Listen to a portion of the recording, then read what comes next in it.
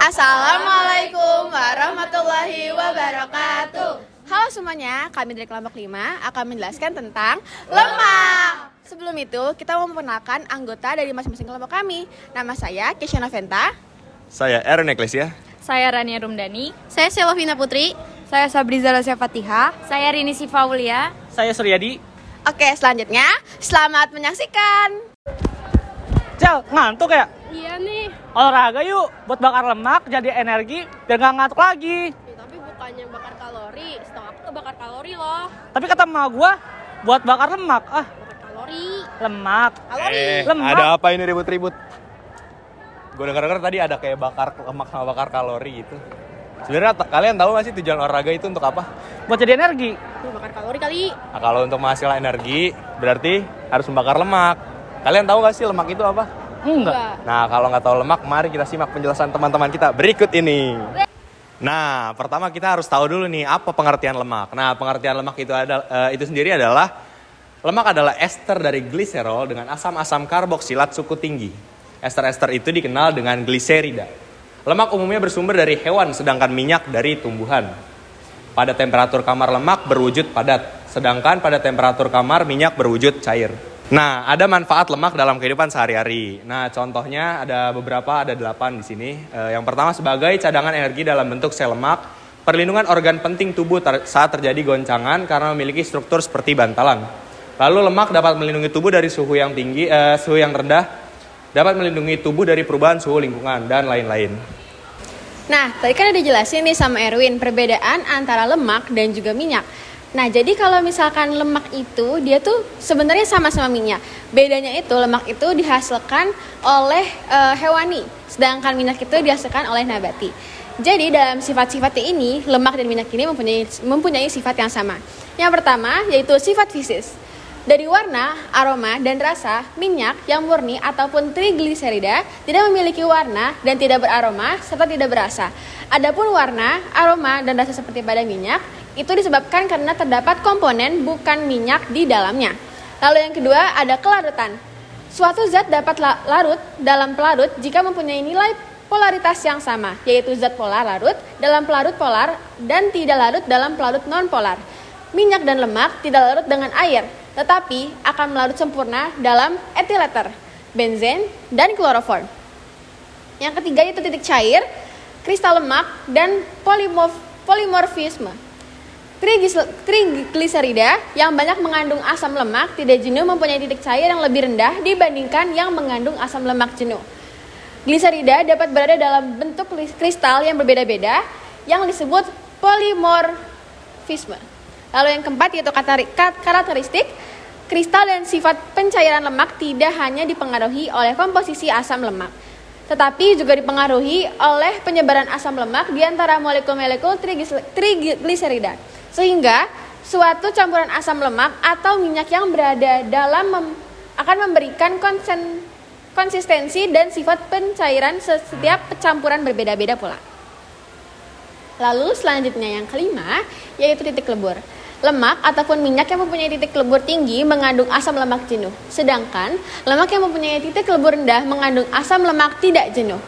Contoh di sini ada tristearin, ester gliserol dengan 3 molekul asam stearat mempunyai titik lebur 71 derajat Celcius, sedangkan triolein, ester gliserol dengan 3 molekul asam oleolat mempunyai titik lebur minus 17 derajat Celcius.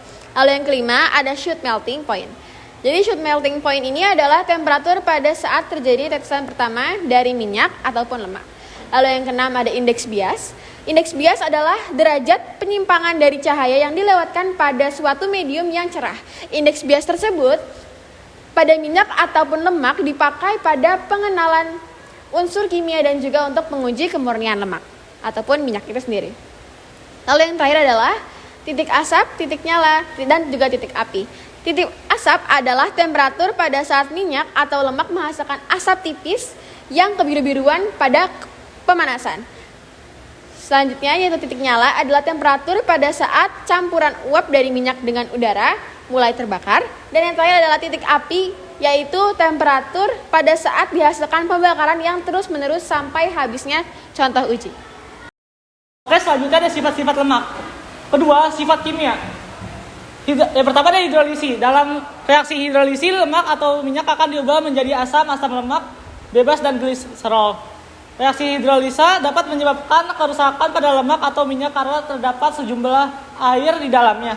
Hidrolisa mudah terjadi pada lemak dengan asam lemak rendah, yaitu C14, seperti mentega, minyak sawit, dan minyak kelapa. Dan yang kedua ada oksidasi.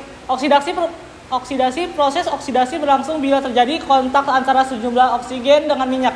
Terjadinya reaksi oksidasi akan mengakibatkan bau tengik pada minyak dan lemak. Oksidasi biasanya dimulai dengan pembentukan peroksida dan hidroperoksida. Tingkat selanjutnya adalah terurainya asam-asam lemak disertai dengan konveksi hidroperoksida menjadi aldehyde dan keton serta asam-asam lemak bebas. Ransiaditi atau ketengikan terbentuk oleh aldehida bukan peroksida. Jadi kenaikan peroksida value bilangan peroksida hanya indikator dan peringatan bahwa minyak sebentar lagi akan berbau tengik.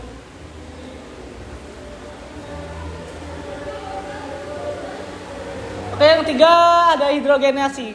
Proses hidrogenasi bertujuan untuk menjenuhkan ikatan rangkap dari rantai karbon asam lemak pada lemak atau minyak.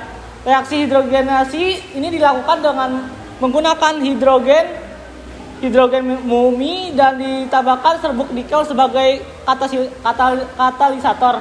Setelah proses hidrogenasi selesai, minyak didinginkan dan katalisator dipisahkan dengan cara penyaringan.